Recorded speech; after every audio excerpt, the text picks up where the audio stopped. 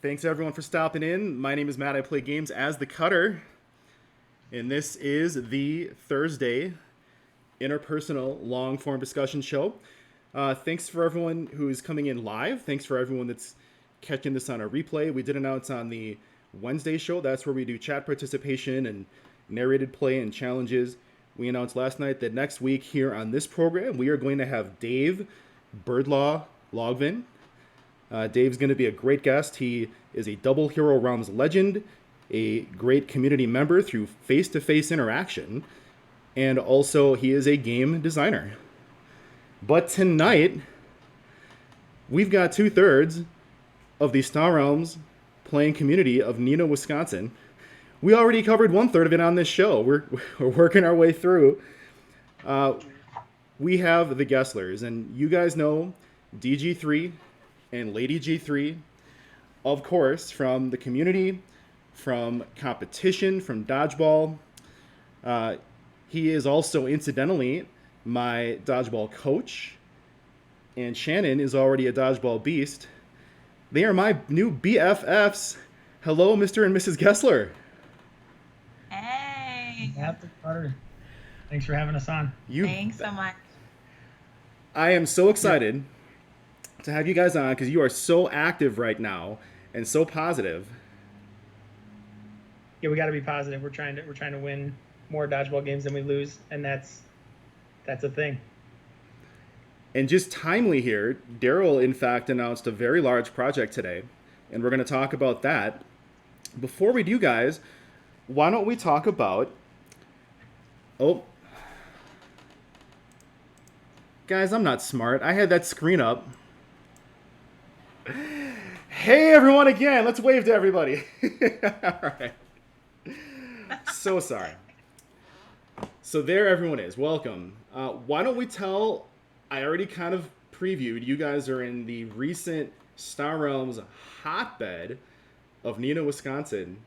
Tell us about yourselves, your family, what you guys do. So yeah, we're living in Neenah. We're originally from Milwaukee, Wisconsin, but we share a neighborhood, not just a city, but a neighborhood with the Dustin Bramer, and I work in contractual sales. I do trucks. Truck go vroom, and she is a stay-at-home mom and photographer. Anything else you wanna? Yeah, so before COVID, I was working at the Y. I do have my master's in social work, so nice. Eventually I want to work with older adults, but I chose to stay home with the kids because daycare was super expensive. And so, yeah, with COVID and everything, I wasn't able to go back to the Y, so I'm staying home again full time, which has been really rewarding and also difficult at times, but it's been good. Yeah, it's been nice. I'm working at home too, so we spend a lot of time together, and it's good. I mean, she's awesome, so. And he's awesome, so. And you're awesome. Oh, thanks. Awesome. You're Wisconsin origin, so. Yeah, so clearly. Kiddos seem a little... You're not quite gaming yet, right? They do, actually. There's, I forget the brand now. Like My First Games, we have one called Orchard, where you have to roll the dice and you get either one of the colors, you choose a color, or the raven comes down the path, and if the raven gets to the orchard first, you lose. If you get all the colors, you win, of course. So they're dabbling. They're not playing Star Realms yet, not quite. Ruby's interested. Yeah, though. She's curious. She's gonna be 6 on Saturday. She goes on the iPad and just dabbles with the AI, and she's like, I have way more damage than them. I think the consensus has kind of been 8, but who knows? I mean, I've heard of people trying to teach as early as 6. Well, we have, by hearsay only, we have 11-year-olds shredding our leagues, but by hearsay only. So before we get into any rabbit holes, we are going to just accept our game here. We will probably end up talking a lot about various things. We may talk about our game. We may not. We'll just kind of have to see. Let's take a look at how it starts here. Core set, Frontiers, Stellar Allies, promos 2, bases and events. Now, Daryl, a recent previous guest sort of accused you of being some sort of Frontiers apologist. Do you want to address that at all? I mean, it's my favorite set.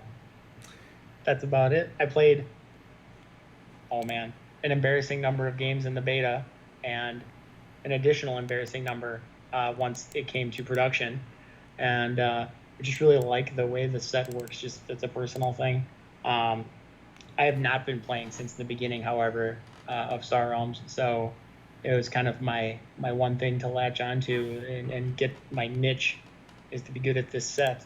I do very much enjoy how each color has its own trade, its own damage. Blue is a little weaker than we're used to, of course, in some of the sets. But yeah, I do like my Frontiers, and I'm an apologist to the cards, and I am not issuing an apology for liking Frontiers. No, I understand. I took a real liking to Colony Wars. And, I found out here on the program since that some of my guests, don't particularly care for one set or another. And I've also learned that some people, even though it's been out for some time, haven't necessarily delved that much into Frontiers yet. But I did think that was interesting that sort of came up. Now, I mean, does that play into your sort of home format in competition, like, say, in Dodgeball? Yeah, in Dodgeball, I throw Frontiers only to pretty good success. I don't know if it's because I'm so awesome or people don't understand it or, all the reasons you mentioned. But for whatever reason, it's working pretty good. I get dodged about as often as I hit. I don't do a lot of missing, unfortunately, where I get the ball back.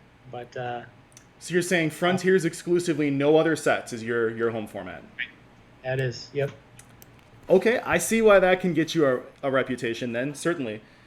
And Shannon, you have had some pretty good success in Dodgeball as well. Even against this guy. For some reason. Yeah. So, is this how many seasons? Is this your first season, second season? Yeah, this is my first season trying it out. She's up to 7 hits and 4 catches or something like that. He's keeping track. I'm not. Well, there's a stats app. And of course, we had our practice season where we kind of got to see you, like I said, perform right away against some pretty tough competition. So how is the dynamic? How often do you guys play face-to-face? We play a lot more on since she started playing Dodgeball and being involved in the app. We play more on the app than any other platform. But we do play quite a bit of physical cards, especially when we're playing the Commanders. Yeah, I actually learned on Commanders, so we used to play the paper cards all the time, constantly.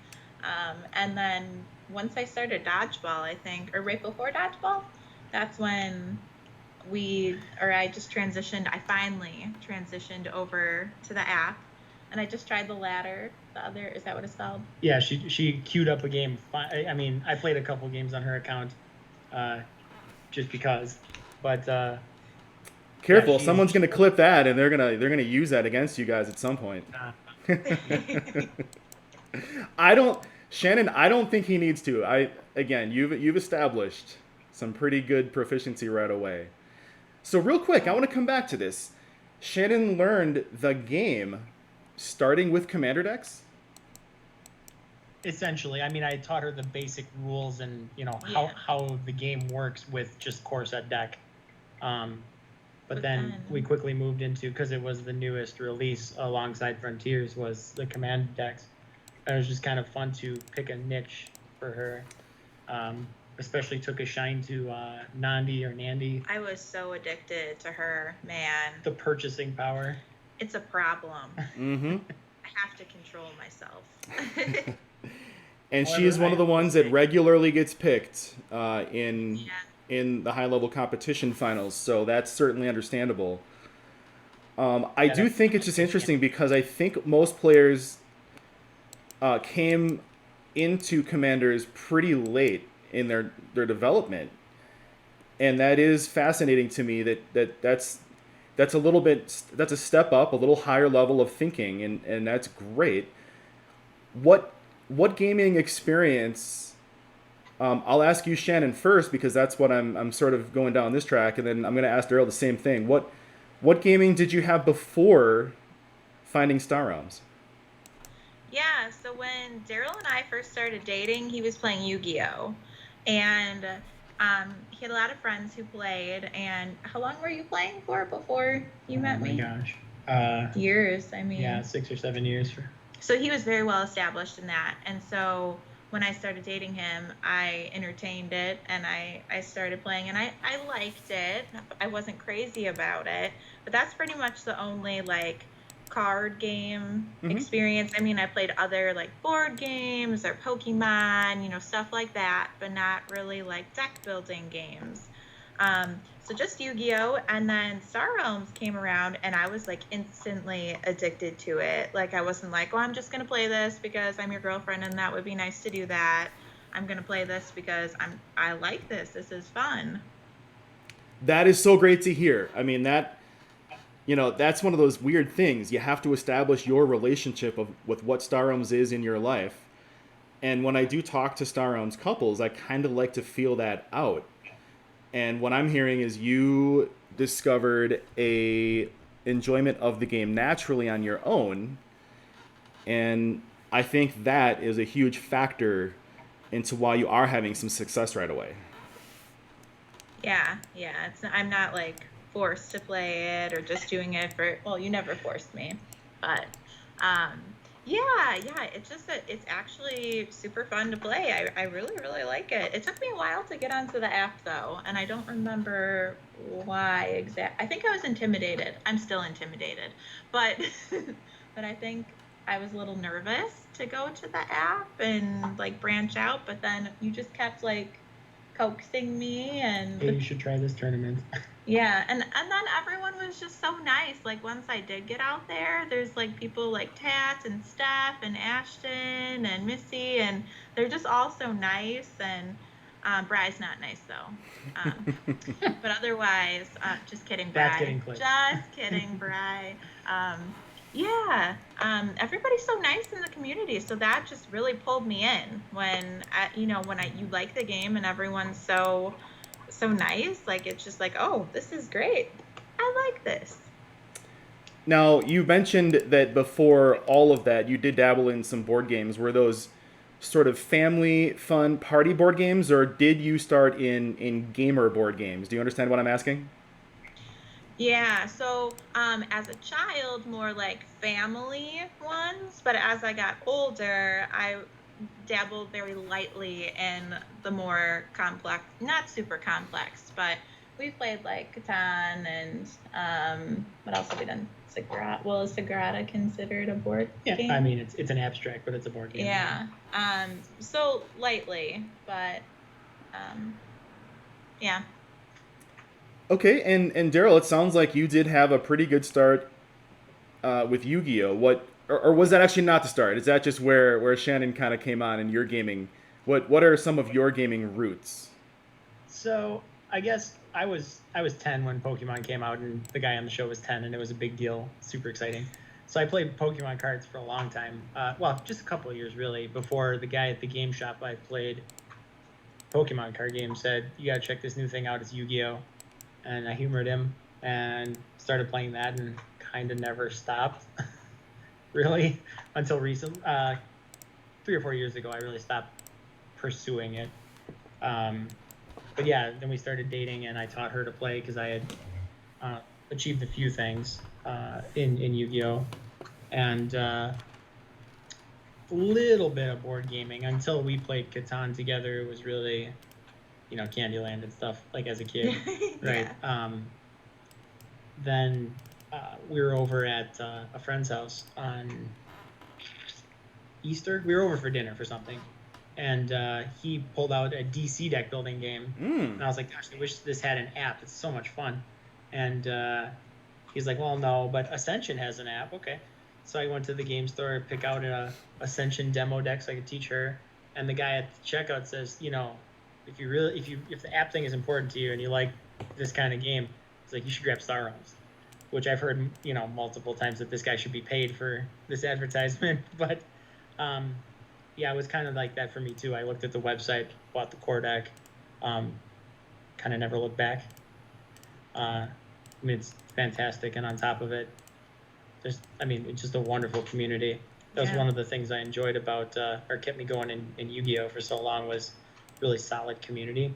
But this is like tenfold. There's people running events for free and giving away prizes. It doesn't have to be about them, really. Now, thinking of that, before we get into your new project, even you are running tournaments currently. Is that correct? Yeah. So we have what started out as a way for people to practice the Battlefy platform, because White Wizard announced the online Legend series, and we're going to use Battlefy.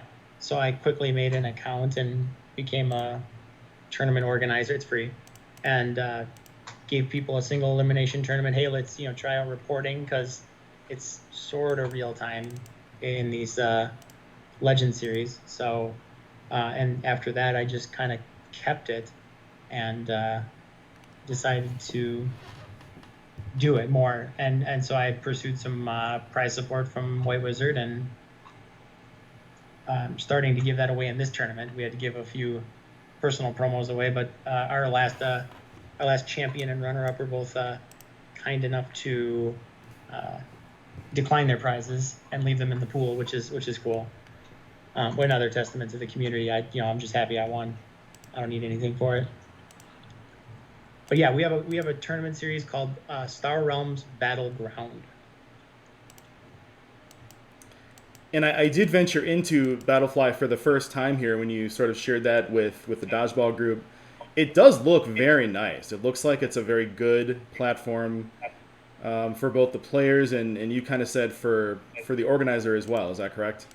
Yeah, it's really easy to organize. They have tabs for everything. This is your key rules. This is your brackets. And one thing that I've never run one on Challenge or anything like that, but you can put Swiss rounds and playoffs in the same tournament. You don't have to invite people to a separate playoff tournament.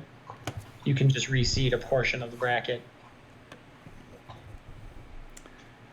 And you're heading into the second tournament now, is that correct? Third. Third. Okay. Nice. Now, in bigger news, just today, great timing here for coming on the show. That's not it. It looks like you're announcing what smells to me like a giant mentorship program. Does that seem to be what I'm interpreting here a little bit? Yeah, that's probably a good way to put it. Group mentorship, or just a place for people who want to take it from, good game, that was crazy, or that was so close, to like, is there any decision I could have made differently to make that close result turn my way? Perhaps. Even in hindsight, was I playing expecting a Quasar? Was and sometimes those things happen, but yeah, we've got about 20 people already who have signed up and asked to come in, and it's pretty cool to see. So it's called, I'm using the Battleground platform, just an extension of it, Star Realms Battleground Academy. And we were originally going to go with some kind of, Cobra Kai is very trendy right now. I wanted the dojo. Yeah, we were going to go with dojo, and Viper Kai, scrap first, scrap hard, no mercy. But went with Academy. It's like a space, like a flight academy. Okay, and can you share a little bit about what's going to go down there? Is this going to be in the course of sort of waves against other members? Are you going to run organized tournaments? How are you going to sort of turn this into the results you'd like to get? That was a bad black hole. I'm amazed with all this multitasking. I'm thoroughly impressed. So basically, it's not going to be a requirement to get news and updates on the Battleground tournaments. Anybody can still enter those. However, if you're in the group, you're going to be strongly encouraged to participate in those tournaments. And we'll probably base future formats off of things that people want to get better at. So, if I hear a lot of people saying, I've been playing for a short amount of time, so top row is a weakness for me. Let's play some top row, or any, whatever it may be. The most common thing I've seen so far, oh thank goodness, is is differential. I've seen two things most commonly out of the 20 people who are in, and it's I want to learn how to space out for my opponent for dodgeball or for endurance, or I want to learn when I see a set is included. For example, Frontiers is a little bit quicker, or the game develops faster because you don't need to necessarily invest in blue to get trade. How do I analyze the sets I'm being presented when I open up a game? So things like that, and we're just going to kind of take it as a fluid thing, and I set the expectation that if you're in, I expect you to participate. Like if you say you raised your hand for this, I want to get better at Star Realms, that you're going to contribute as well, and I think that's not going to be a problem for most people. Oh, do I go fishing here? This is a good tiebreaker game. Fun fact: we are lifetime tied right here, and I'm back against the wall. Oops, my phone just crashed. Yeah, so that's the general plan with the academy is, I'll share podcasts and just Scrappin videos. When people stream, we're gonna make that available to people. We've had some pretty good discussion just looking at the sets, talking about whether you.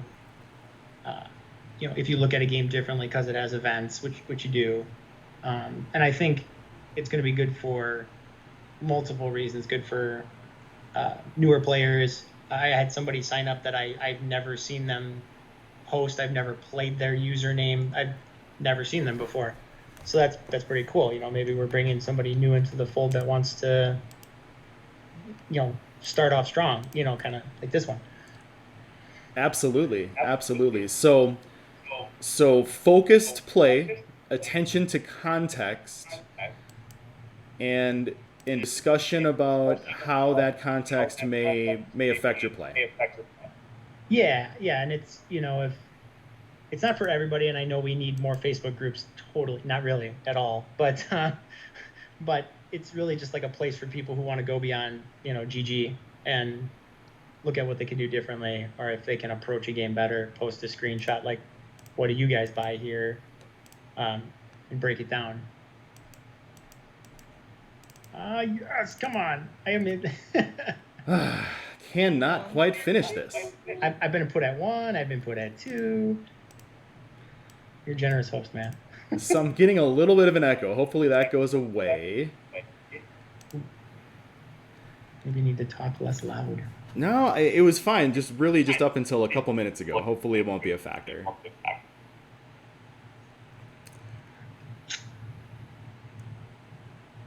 So yeah, I think that's going to be great, and obviously I think it will take a little time. This sounds like an awesome initial plan, and it's going to take over and become its own thing, and I'll be excited to see how that sort of plays out. Nicely done. I only had 1 card out of 3 that could have beat you there, so I don't know what I was expecting to draw. Oops, I left my game. There we go.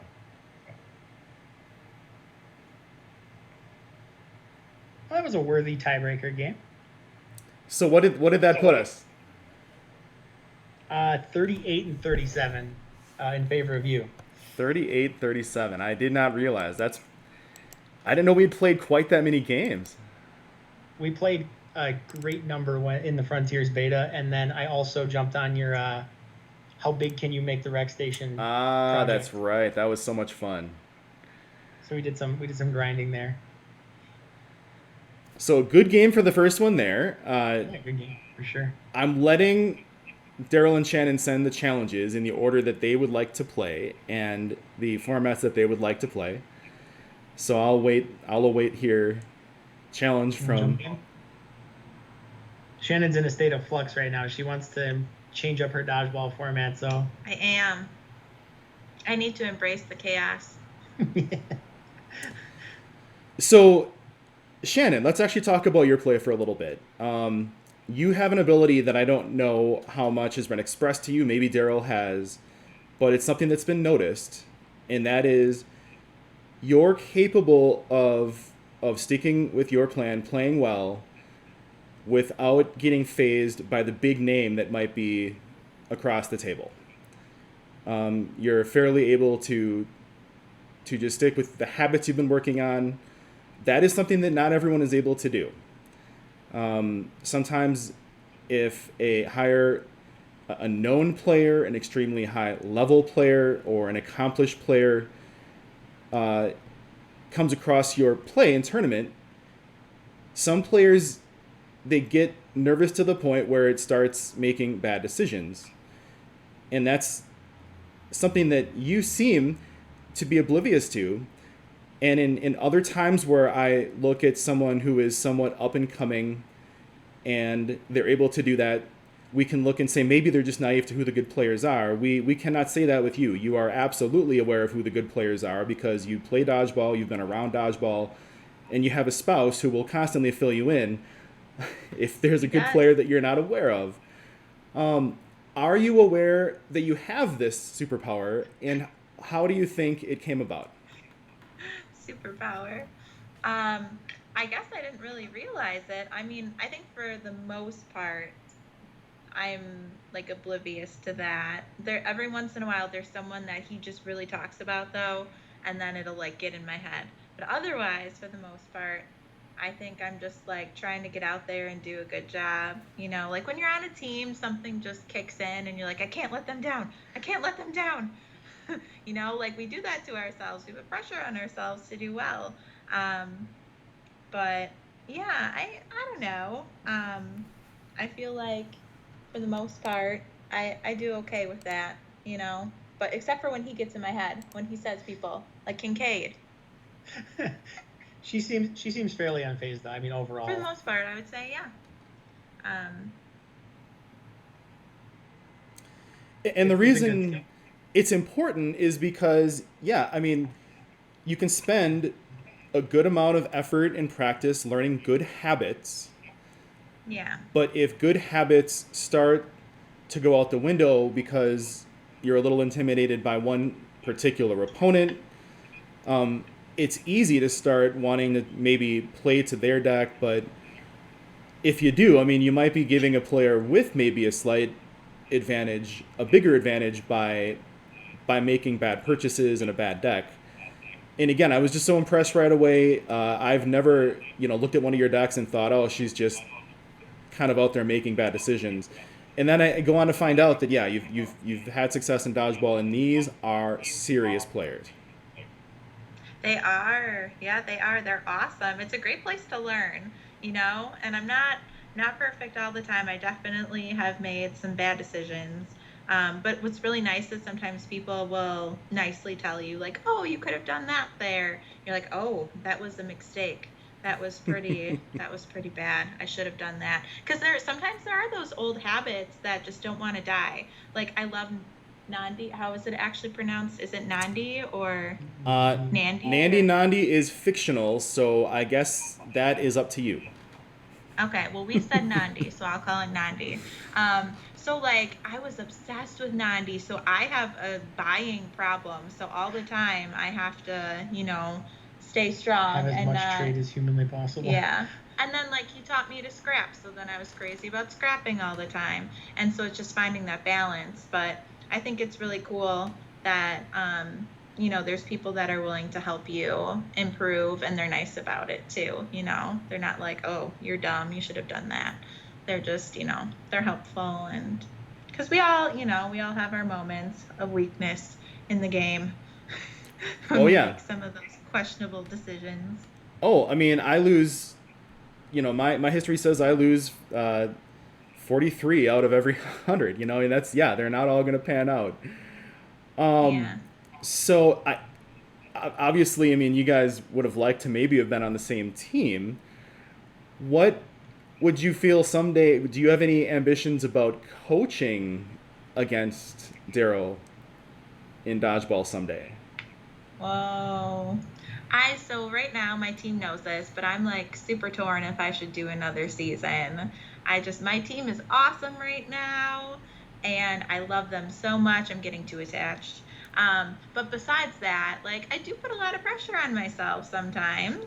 to do well, because when you're on a team, you know, if one person is not doing so great, you, at least I feel bad, you know, if I'm not doing great this one time or several times.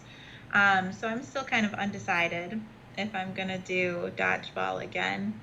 Um, but I mean, I love it though. It's pretty awesome, and it's been a great learning experience, like I said. But it would be kind of interesting to do that, you know. I mean, the head of two teams under one household would be pretty fun. It would be super And fun. I mean, I don't know if you're gonna let me coach a third time. I'm in no position here to offer you a spot, but you know, let's just say that there were some eyes from the league office here. I didn't say next season, but someday. I feel like that could be super fun. It could. I think so. I think she'd be a great leader. I mean, you were really close to drafting me, but somebody got me first. So Yeah, Dodgecepticons, we're gonna have her in round 5, but we were sniped, picked before us. I told him to draft me last. I was like, just don't pick me because I'm gonna drag you down. And then, yeah, it's okay though. It all worked out. It's been fun. So Daryl, I come into this a little late. How did you end up a dodgeball coach? Well, actually, it's my second time doing it, being captain. I was asked the second time, and I raised my hand for, you know, as a potential repeat, and was picked for season 5 again. Even though, yeah, I guess maybe it was because I make it easy to beat team. No, I'm kidding. We're doing fine, but yeah, I've done it twice, and I think it's because I either annoy Cranky so much or just am involved enough that it makes sense to have me coach a team or captain a team. And yeah, I've enjoyed doing it. I've had more success being somebody's draft pick than I have being a captain, but it's a ton of fun to play dodgeball. I mean, it's my favorite form of Star Realms by a lot. Yeah, I can see that a lot of people that have gotten into dodgeball kind of takes over, and it is, and it kind of just feels a little bit like the major leagues, if you will, with the crowd that's in there. It's only good players. Yeah, that's why it's hard, but it's so good at the same time. You know, like the chats are so great too. Get to know everybody. Yeah, I imagine that as a captain, you're probably even in more chats than me as a player. But absolutely, that's been a really great thing, getting to know, you know, some players that I've known of, but far more here in the thread with players that we're talking with day in and day out. Yeah, it's a lot of fun. I've greatly enjoyed all of my dodgeball teams. Really, I've never been on in a boring chat or in you know, I've always had a ton of fun with it in all facets, win or lose.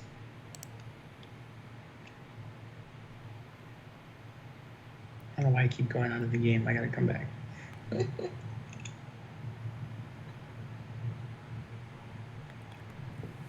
This is what one of the things Shannon does not like about Star Realms is when you get into Explorer Wars. Oh man, I hate the Explorer Wars. I always lose them every time. Every time. Just got to kind of figure out the timing. I should be watching this one more closely. Well, it is what we just called it, an Explorer War. Yeah, you have that 3 though. The race to the Fred. Race to the Fred. So what are some other Gessler hobbies outside of gaming?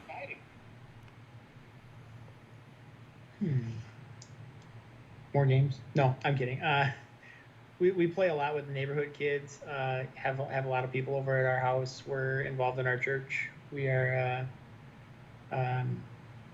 Shannon does photography. She's a great photographer. Oh, nice. Yeah, a little side gig. I really like seeing friends. It's been a little bit harder, you know, with the virus and everything, especially in Wisconsin. It's been, the cases are really bad right now. Everything's starting to shut down. Not shut down, but like drop back, more limitations. so we haven't been able to be as social as normal. So I've just been really appreciating time with people, either Skyping or Facebook rooms. Is that what it is? Mhm. Facebook rooms or what friends we do see in person. It's been good. Yeah, we haven't mentioned that yet. You guys have been hosting the Facebook rooms here each weekend, and that's been a lot of fun. I don't know that that gets you quite the credit for being in the world of Star Realm streaming, but it actually is. And we've been enjoying that pretty much every weekend now for what, about a month? Yeah. So when Facebook Rooms first came out, I'm sure it was to compete with Skype and Zoom and all that stuff. So what I thought was, hey, what if we just did it one time and saw what happened? And I got, I don't know, 5-6 people on that night, and we had some good talks and played a few games, and then we decided to bring it back, and it's been a ton of fun. I mean, these last couple have been really, really nice. It's a good way for people to interact while we're streaming. We had, I don't know, 3 or 4 people sharing their screens the last week or 2 weeks ago. Yeah. We had a ton of people just playing games and talking, and it really enjoyable. I like that a lot, more than I thought I would. Yeah, I think between it and the streaming that is going on, what we've sort of got is a live hangout for people that want to go a slightly beyond just the constant chat streams and threads. And that's why here, like, that, though we're not addressing chat, it's an important part of this show. Or we would just do this through YouTube and save a couple steps on the back end. But Right. Yeah. that's what you guys have picked up on. And you're right, there's some people that are kind of more just watching and listening and not necessarily sharing their screen or participating even in the conversation. A couple are even working while they're doing this. Yes, we do get one particular newsman joining in and out each Friday. And we won't point out any names. We're not going to set any expectation that these people are back, but we will say there have been some really nice surprises. People that you don't at all expect that just kind of show up and they're like, "Hey, what's up? I'm here to communicate." And I hope we keep doing that. That's going to be a lot of fun every week. That is the plan. We do plan to continue that unless there's one October weekend that might be in a little jeopardy for a Friday night, but we'll see. Someone will carry it on for us. I love that card that you're hopefully about to not buy. Well, we're working through a pretty good build here again. So who got the Fred? I didn't see. I wanted with Fred, but he got Leviathan. Okay. Oh, that's a bad flip. Ugh. 0-2. Tag. Get your format ready.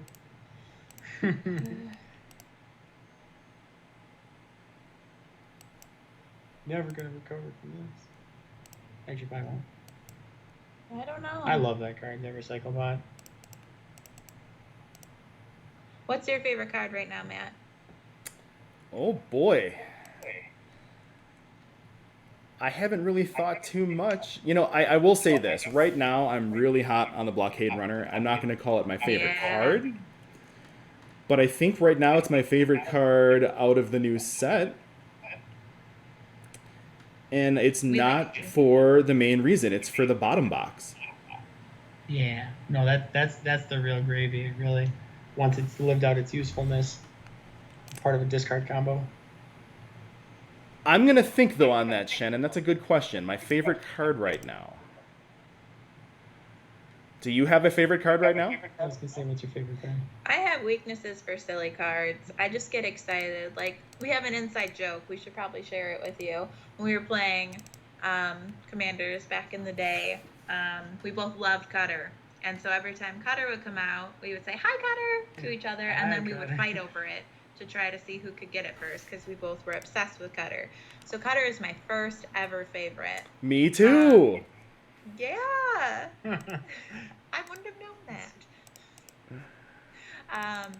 And Right now, though, I have like weird things that I get excited about, like Fed transport, right? Federal transport. Federal transport. I just get excited about that card when I see it. Not always a great buy, but I'll usually buy it. Solid differential builder. Yep. And then Probot has been kind of fun. But I don't know. What about you? What's your favorite right now? My favorite card is Repair Mech. Oh, yeah. That card. That card is so good. It can set up so many awesome late game situations, and it helps you early on, and it scraps along the way. I do remember you saying that, and I can see why that would be. Yeah, it's valuable, not any time, but it's always a solid buy. Early game, late game.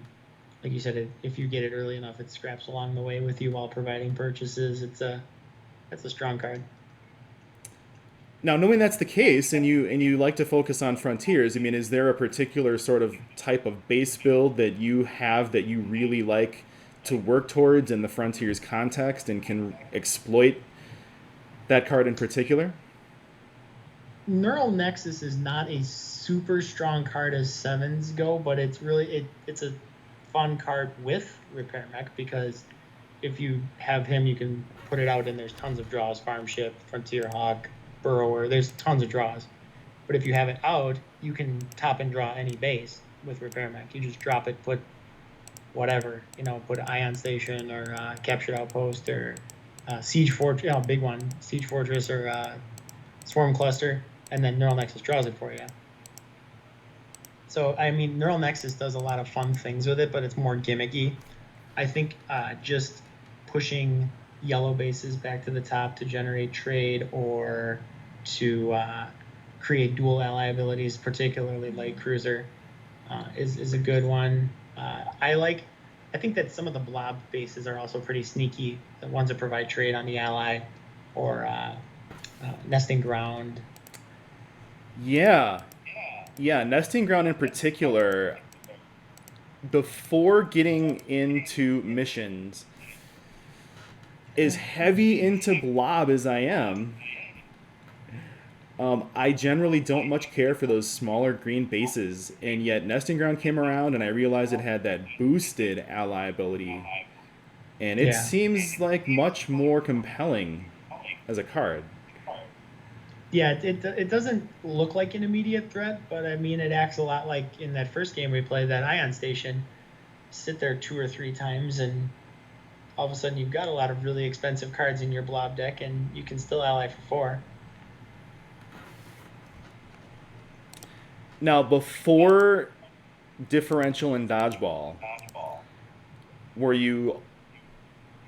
had you already started sort of your frontiers love, your exploration, your study of it? Mm-hmm. Yep, I started with the beta. That's right. When it first came out in stores, I was super excited about it, but none of the game stores, because I was like, this is my first Star Realms release. I wasn't into the game early enough to back it on Kickstarter. So when the retail release came out, I was just like, yes, it's time. I'm going to get my new deck. And initially, it was a little, we had played core set and stuff, so it operates a little differently. So I mean, just when it hit the table, we were like, "Ooh, it's a different experience." And I admit, I went, I don't know, 1-8 or something like that in my first set of beta games. Like I got thrashed because I was trying to play like the other sets. So then I just decided that was going to be my thing, and I was going to get a lot better at it, and I just never stopped. And did you find that you would go into blue as often, or did dodgeball really shift you that way in the frontiers context? No, I noticed that trade flood is a lot easier in frontiers.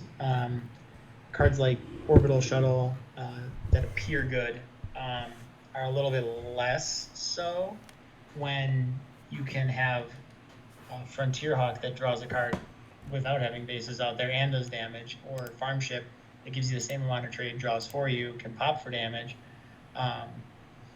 So I learned, other than kind of Mobile Market is a super versatile card. Oh, that used to be my favorite too. I was obsessed with that card for a while. That card, it's so versatile. That's a good blue card, and I mean you can play blue in Frontiers, and there's Fred and Federation Cruiser and Dodgeball in the Frontiers context brought my attention to Patrol Boat a lot more because it's a 7-point swing just by itself. So Shannon, since you're kind of lazy on this challenge, I'm actually putting one together for you. Uh-oh. Get my phone ready. Sorry, I was just hanging out. There it is. There it is. Uh-oh. I was going to say, we're talking so much about it, I'll just throw Frontiers at him next. Oh, okay. I'll lose in the format I profess in. Looks a lot like It's a lot like mine. I'm mad at my format right now. We're gonna fight. Just like Stealth Needle. We're always fighting. Ooh. Trade heavy. Trade heavy. So I think. So this is. Oh, sorry. Go ahead. Why don't we talk through our game? Ooh, okay. You too. So. Butterfly on the wall. So I was asking Daryl a while back, like I would show him. So right now I'm showing him what the format is, and I would say, okay, what do I need to do? And so I'm showing him right now. It's Core, Colony Wars, Frontier, Stellar Allies, Frontier Promo, Command, and Assault. So Daryl, what do I do with this? What do I need to focus on? Well, based on your knowledge of sets, there's a lot of trade in these sets. Barring Stellar Allies is a lot of damage, but Usually he says a lot, like, focus on trade first, at least with the formats we've been playing. So I have a weakness, though. This Pack Pod, I really like those cards. I really like it.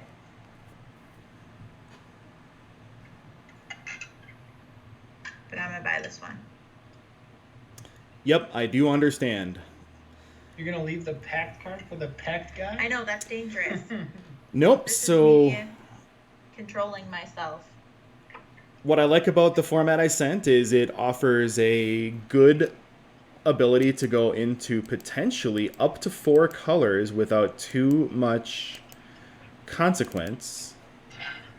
And because I do really like this Coalition Freighter as a start, you're going to have a second stab at that pack pod. Ooh, okay. So that freighter, I was going to say, I haven't been giving it as much love as I should, honestly. Some cards I just don't gravitate towards, and I think that's my problem at times. So we're going to snatch him. And then I'm going to go for the ram. Yeah? Yeah. All right. Okay. That belly button, though. Oh, sorry. We call integration port belly button, just so you know. That's enough. We have a lot of Integration port? Oh, that's funny. I took that from next week's Just Scrappin' guest, Birdlaw. I got to sit down and play a few games with him at Gen Con in person last year. And he grabbed it up and he was like, "Yeah, I'm gonna throw the belly button out there. It's a pretty good base." And I was like, "I'm sorry, what?" Oh, that's funny. Yeah, it's just belly button now. Yeah. We just call it belly button. I had never heard that. Maybe that'll take off. I don't know. You can credit Dave for that one if it does. So we took the Central Station. I do like that as a nice early good resource provider, whether I go into bases or blue or not.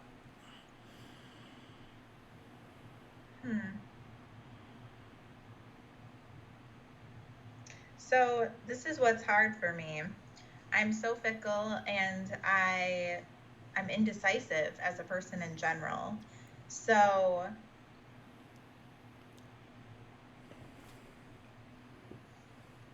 I personally like Falcon a lot, but I was gonna buy that. I'm gonna buy the Stinger. I like Marble Platform. That was good.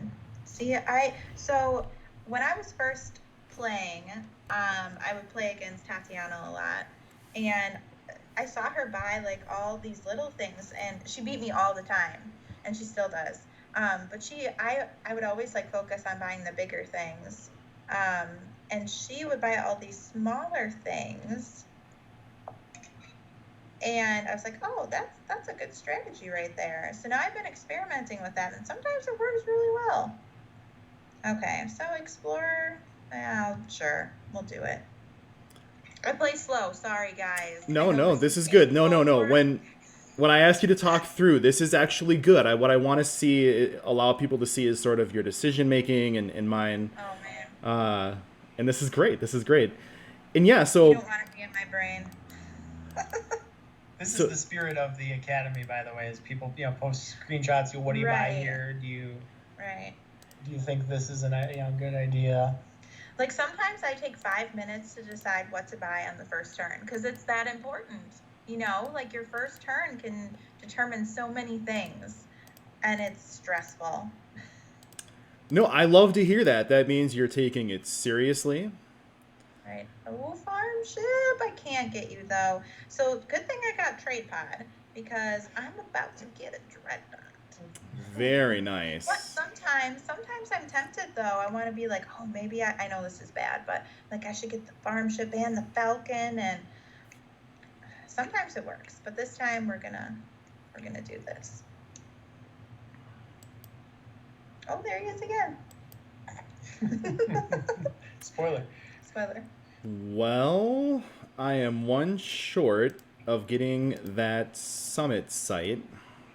Oh, bummer. I guess I can't stay in just blue-red for the whole game. So let's take a little venture into yellow.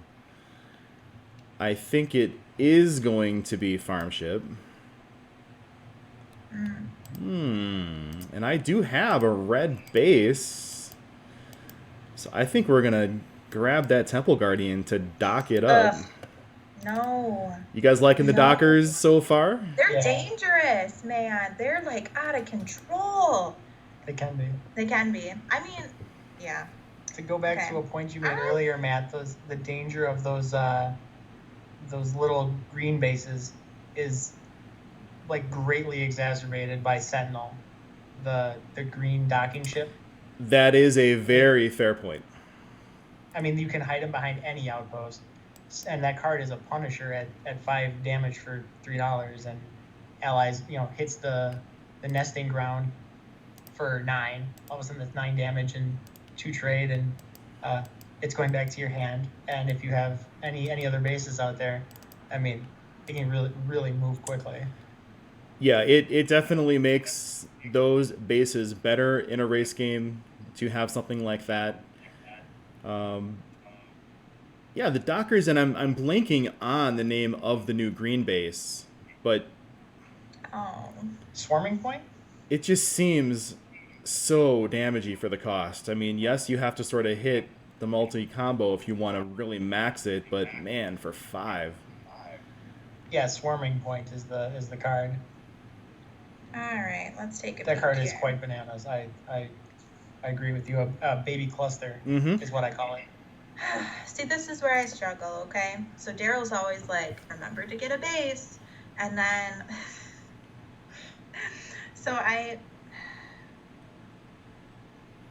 just want to buy a bunch of the, like, I really have a weakness for the orbital platform because it gets it gets my deck moving because it's kind of it's not super clunky, but I mean, I'm used to having scrappers or like a frontier hawk or something. So I like movements. I like gravitate towards movement.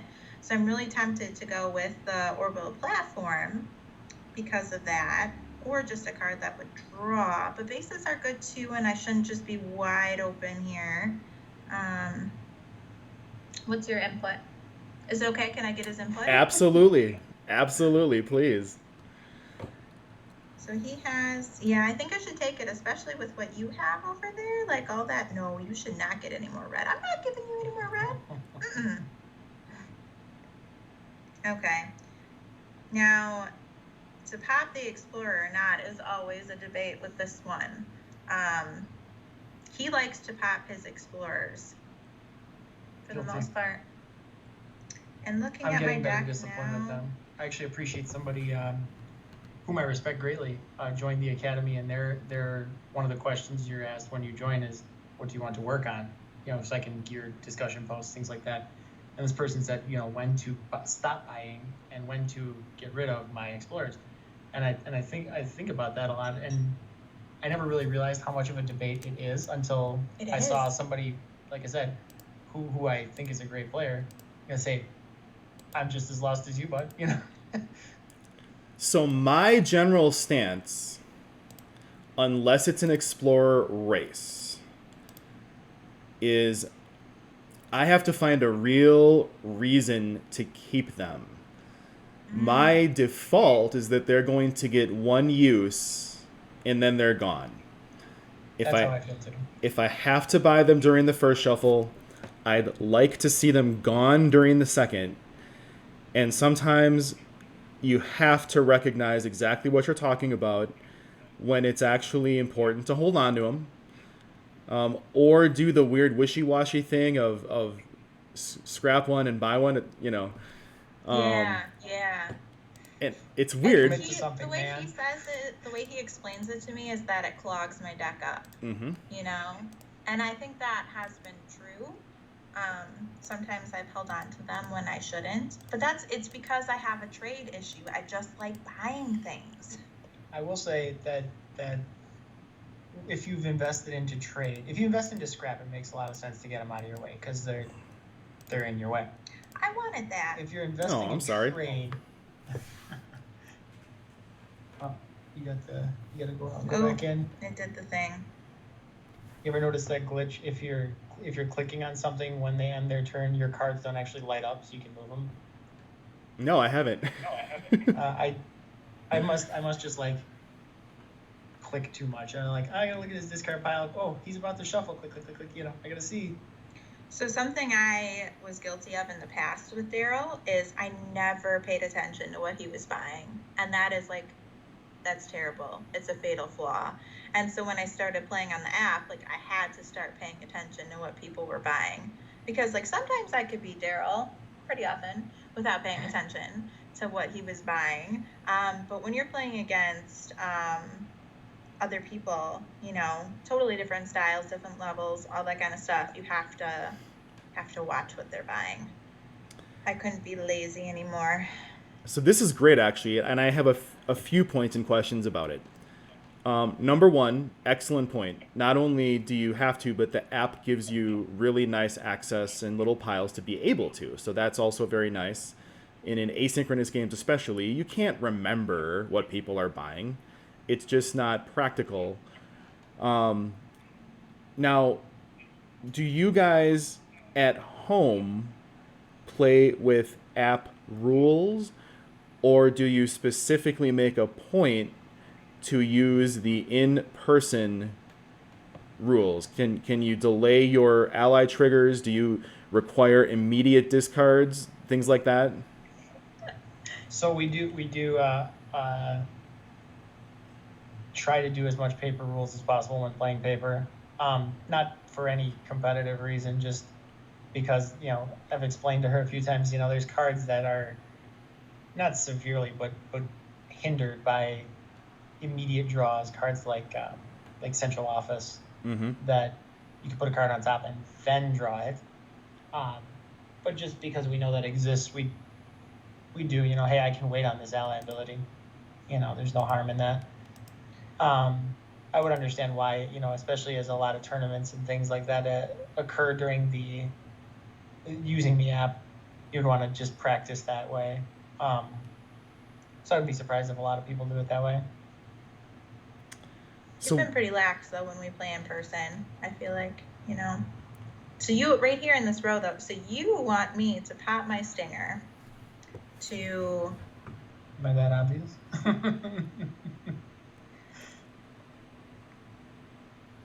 But, okay, so I feel conflicted about popping the stinger because I feel like I have a pack pod and a trade pod, and so you want me to get more yellow?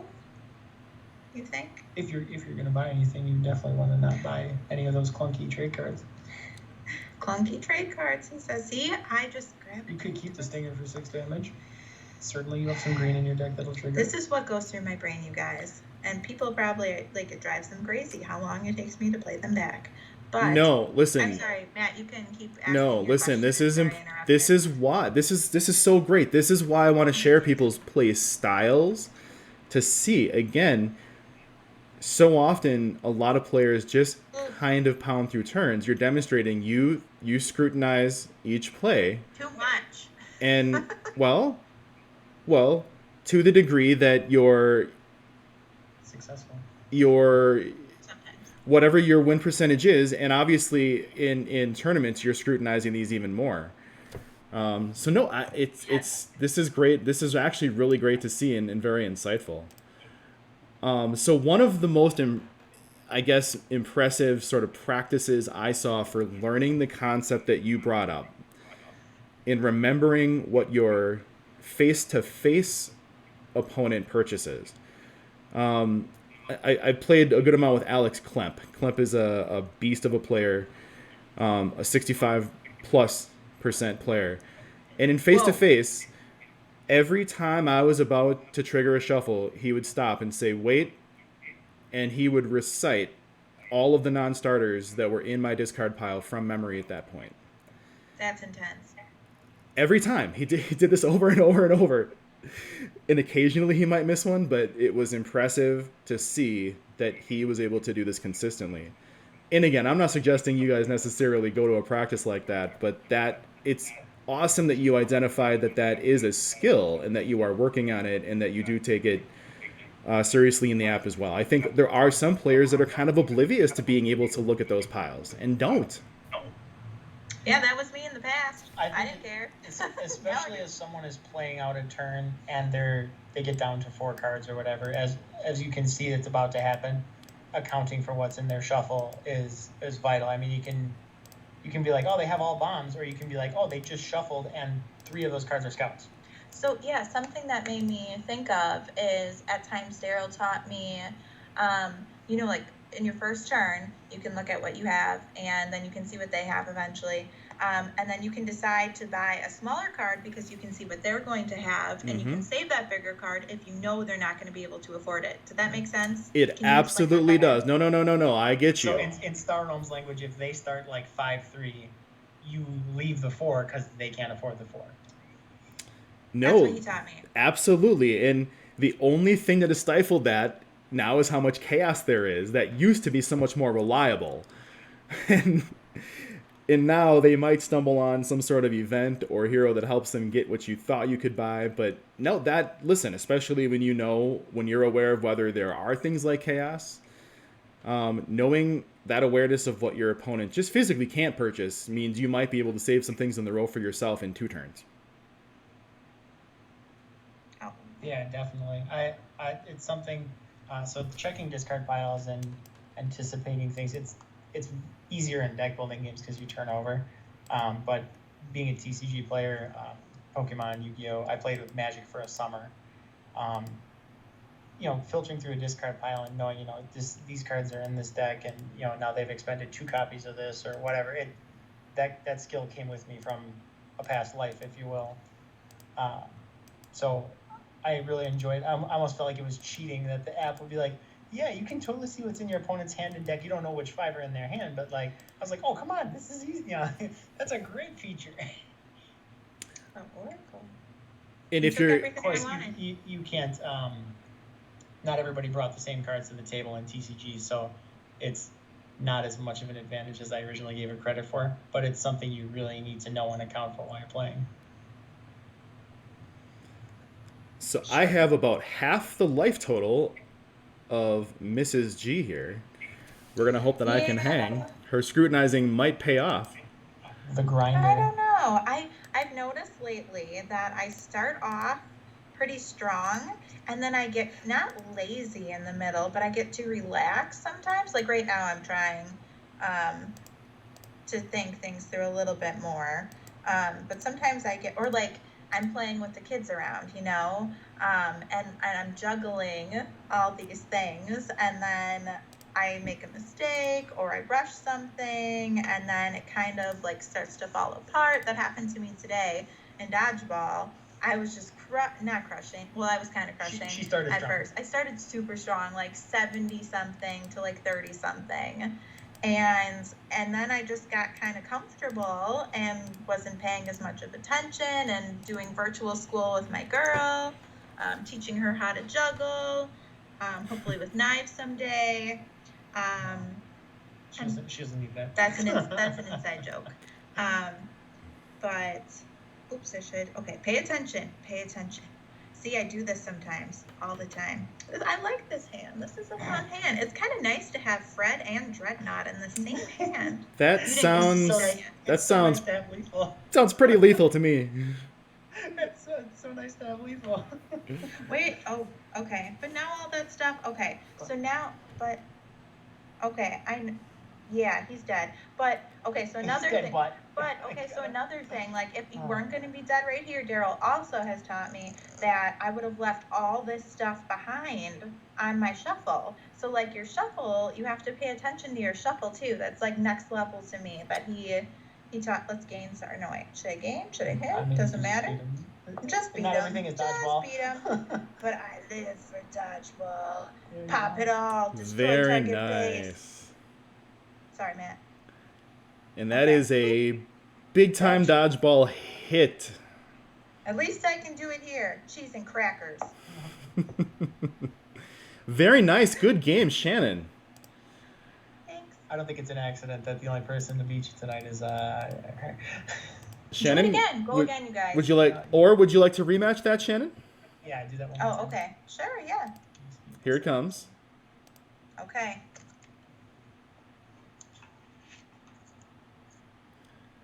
I see a tail. Yeah, sorry, that's my cat.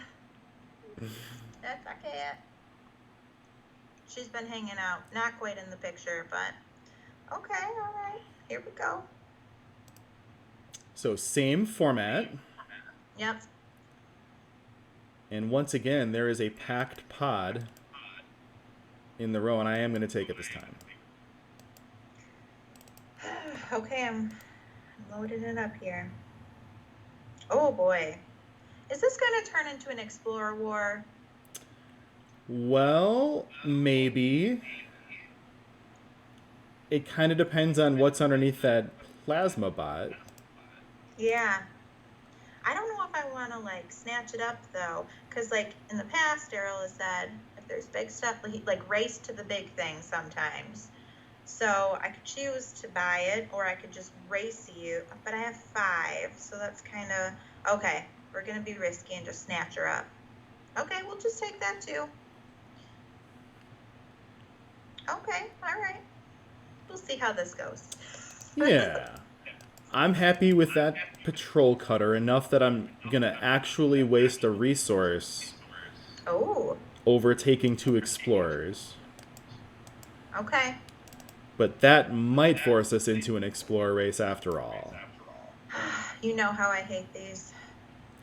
I usually lose them, so this is looking good for you. So with him off camera, obviously Daryl seems like a very good coach. Do you want to talk about that at all? Yeah, he really is. He's so smart.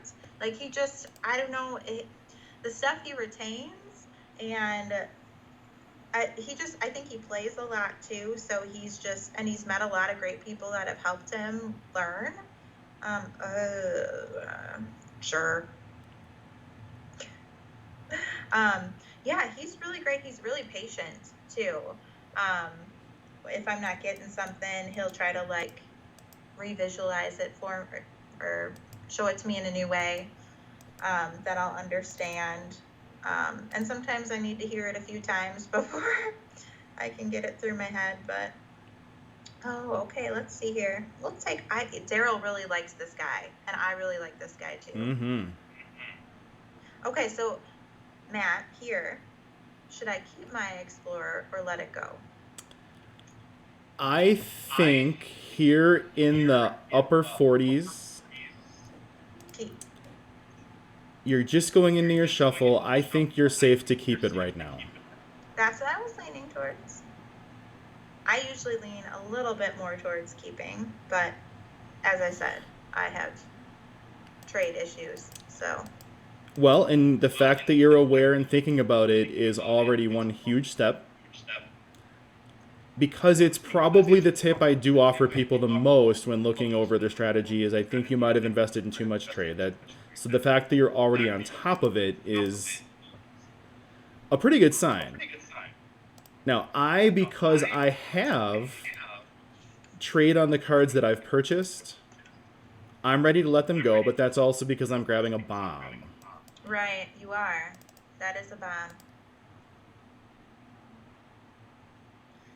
And this is a bummer. I'm gonna hit the play all button. Get ready. Uh-oh. I hit the play all button. So Daryl likes the Outland station. Well, do you like it? You haven't seen what we're at here. So this is what I have, and this is what he has, and he just picked up that.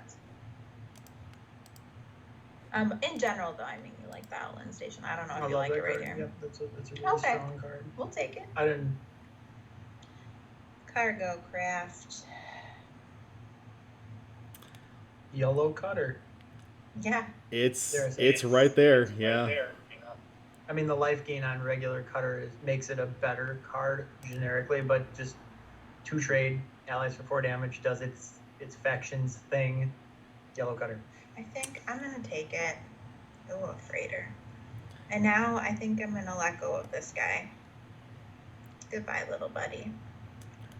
I really do think that because of that boosted 4 damage, it is right there. The cutter, I think it's tough to compare the two, but I think for the value you get, if you decide that the cutter is definitely more valuable because life gain is, say, better more often than a single discard. It just depends on if the cargo craft is part of a huge devastating 5 discard at the end. I don't know. I'm not going to follow this thought through to completion, but I do agree with you. I mean, discards hold value late. I mean, so does life gain, but just having that ability to take cards away in a more invested deck, it does make it a strong card. And it provides trade in the beginning, which is nice. So I do feel, guys, like I started coming across your in-game names more relatively recently. I've obviously played since the very beginning. When did you guys start diving heavily into Star Rounds? So that DC deck building to Ascension to Star Realms sequence took place in mid-2018. I joined... I was looking for Facebook groups, so I found the community fairly early. Did not really take it seriously, make any posts, and just kind of, I guess, lurked for an internet term. I lurked for a good amount of time, and then in early, I got the Frontiers deck. We played it, we liked it. It was a fun hobby. Then Adam, Cranky Day, invited me to the Hang Tough, which he was running. Just had seen me on the ladder or whatever. And that was kind of the first dive into competitive Star Realms. I did awful. I went, 4-8 or something. I won a couple games against people who were clearly good because they were in Cranky's tournament. And so then I found the Premier Circuit and Bacon. Yeah, so many different other tournaments that are run. Destroy target base. So I think I will. Sorry. Early 19 is when I jumped in, and then shortly after that, the beta came along for Frontiers, and that you've heard the story from there. And then she jumped in on the app during this year, really. Relatively recently, I mean. Well, no, how long You started playing Dodgeball. I mean, like, really jumped in recently, but she finally caved and made a name on the app and everything early this year. So 19 and 20. And for you, Daryl, I mean, here at 2018, I mean, that is all relatively recent compared to where the game's been out, but yet you've managed. You're already pretty high level. Is that correct? Yeah, I stopped really grinding once I made the top 100 because I wanted the sweet Dreadnought avatar. I think I might still be in there. Let me look. I am. Oh, lifetime version. I'm 97 still, so I'm still somewhat in there. What level? 57. 57. 17 out In of 58. under 2 years. Yep. I played some ranked games, not very pointed. I mean, that was how I played people. I didn't know anybody to challenge. I didn't know usernames. So that's like when I played on the app, that was how I played in the beginning here. But yeah, about 2 years took me to get to top 100. I mean, that's pretty impressive. I just want to put some context to that. I mean, I am known for grinding. And in my first 2 years, I don't think I was at 50 yet by any means. So do you have aspirations for long term, making a run at the top of the top 10, something like that? I don't know. I mean, it's not impossible. I've heard, though, I will say, you say that it, took you longer to get to a higher level, but I've heard from some of the stalwarts. I've heard from Tuna Slap, from Bryce Stupid, from a handful of people, what it was like in the old days. You could lose levels. You couldn't fall below. I will say I've been ground into a 0 out of whatever a few times. We're like, yes, I leveled up and I'm so high on myself, and just here's 5 losses for you, bud. And I've done that a few times, so I would have lost rank in the past days. And there's a lot more players too. So I mean, to the old way, as I hear it, was a lot harder.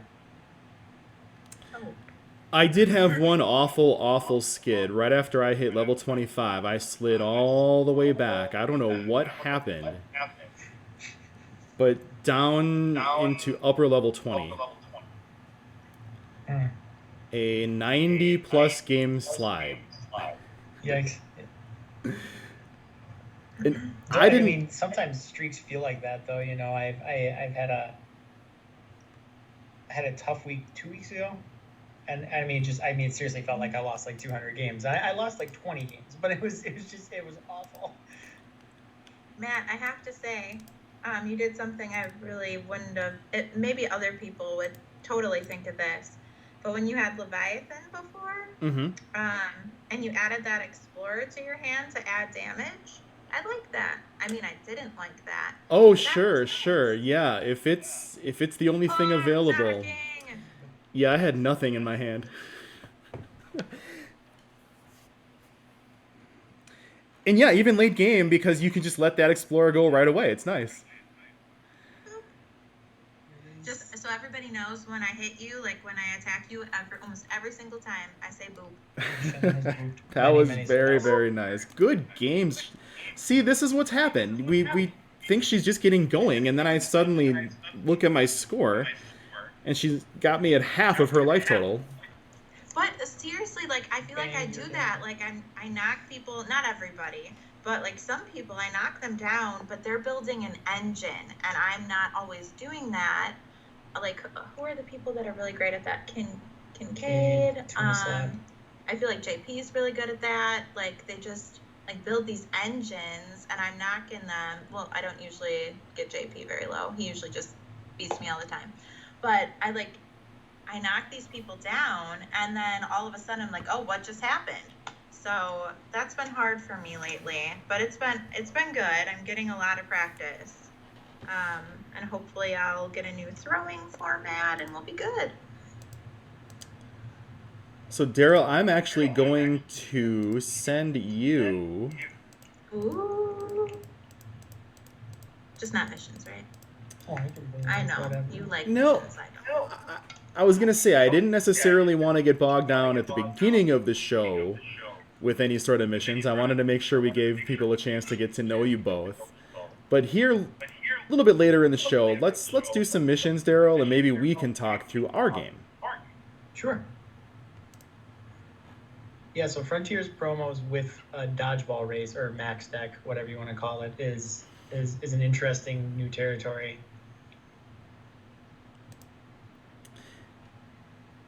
Yeah, I love the race up, and then I'm a little bummed that there's not mission play in the rest of Dodgeball, But if it's impossible to to calculate a differential true. once you do it like that. Okay, so I am going to just be okay talking openly about my missions. Mm-hmm. And again, I'm kind of getting an echo here. Hopefully that stops. So I am sitting on Armada, Exterminate, and Convert. So I know that with 2 draw gambits, I can swing around on turn 2 and already land Armada. Yep.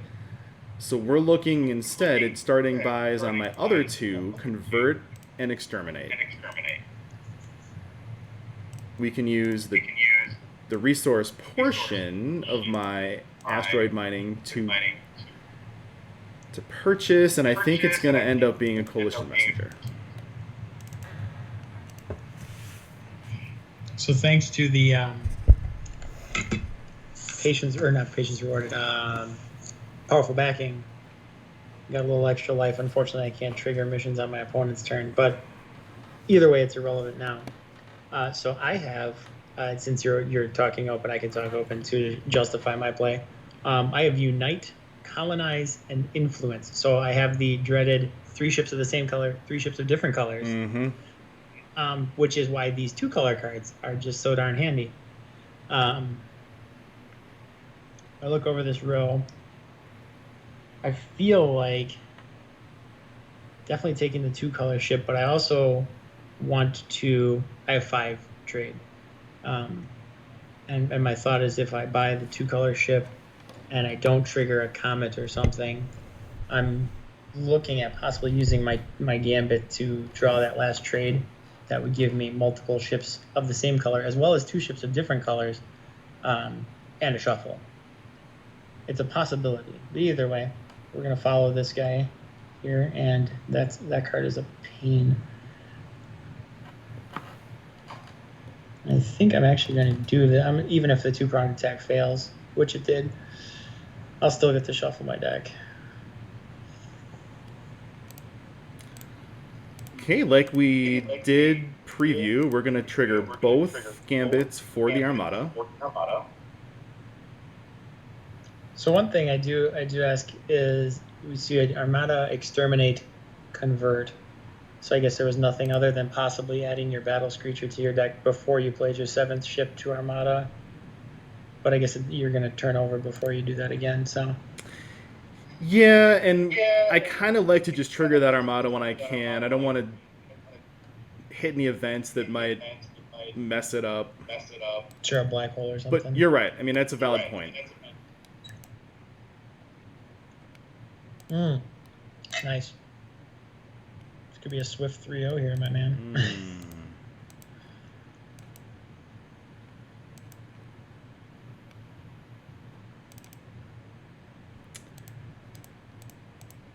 And here in missions, we let those explorers go ASAP. Absolutely. There's very little value to leaving them around.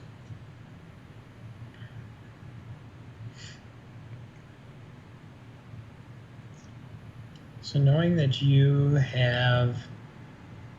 definitely have your Coalition Messenger in hand, I feel more compelled to hate by the Colony Seed ship. Could have also looked at pulling the Screecher and destroying it, but I think I like having the 3, 3, and 3 in my hand, as well as another different color for Unite.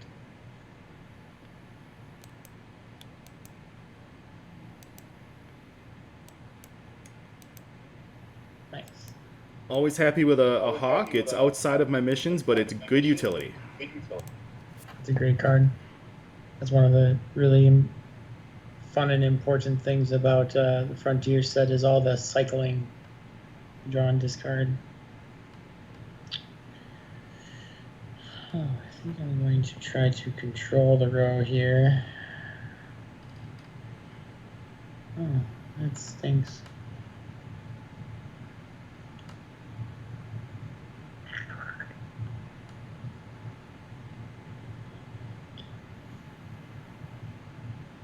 I might end up expending both of these Screechers because I don't want you to have another Frontier Hawk. Oh, a Morris, that's even worse.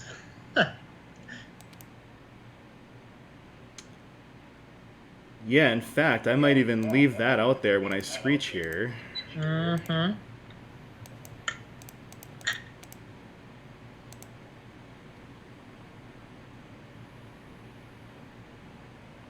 So there is Exterminate.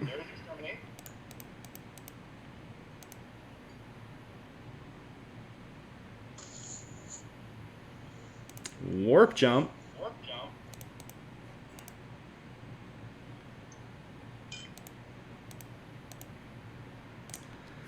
So we're just short a red base.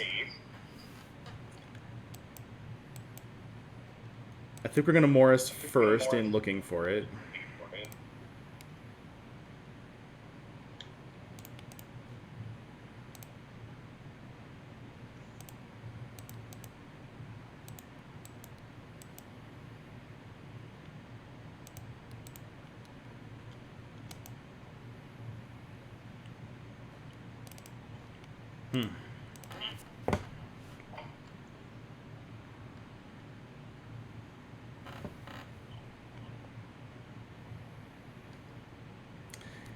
Yeah, missions, it just takes so much more mental thought, doesn't it? Yeah, no, I was just thinking about how I wasn't saying anything. So thank you for reminding me. No, I'm considering the way I was warp jumping was all starters, but I think I want them all out of the way for potential to hit Unite on the shuffle. No such luck, but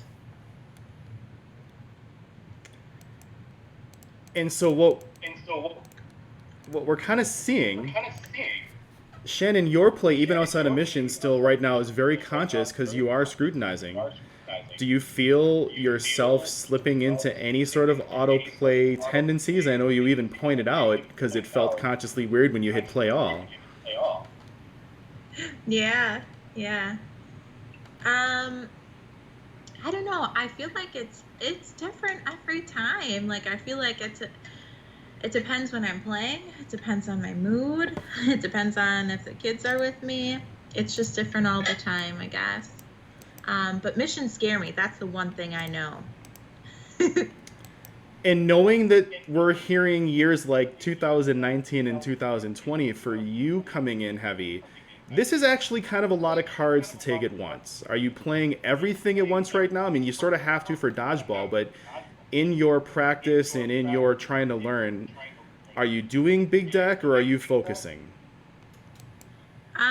I feel like a couple people were helping me do the bigger stuff for a while, like when I first started Dodgeball, but then I really honed in on my format, like perfecting my format. And I thought I had it pretty good, but with the way it's been going, like I said before, I think I need a few tweaks here and there. So Daryl's helping me with that. A couple people are helping me with that right now, which will be good. But yeah, in general, lately I've not been playing the chaos or missions a lot, even though I mean, I know that's a debate too, right? Like, is it an advantage to win your race, or is it okay if you don't win your race? Like that, I know that's a huge discussion. Some people want to play on defense. Right. Like if I don't always get my ball, I feel okay because usually for some reason I do better when people are throwing at me. Am I saying that right? I'd rather play defense. Yeah, I'd rather play defense, and I'm not great at even though I have hits, I don't feel like I'm great at hitting people, naturally. So And so to give a little context for anyone that's not in Dodgeball, when you're being thrown at, really your opponent has to beat you by 30 for it to really count.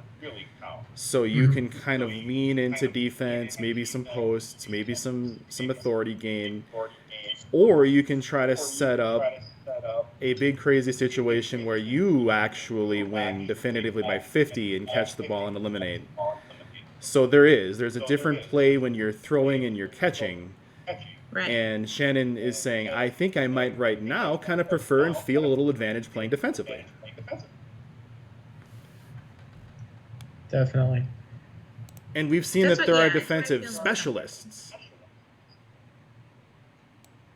What's that? What, Matt? And we've seen that in the league, there are people that are even, they have a reputation for being defensive specialists. Yeah. That was actually one of the criteria I looked at this season is people I know are good at fielding throws.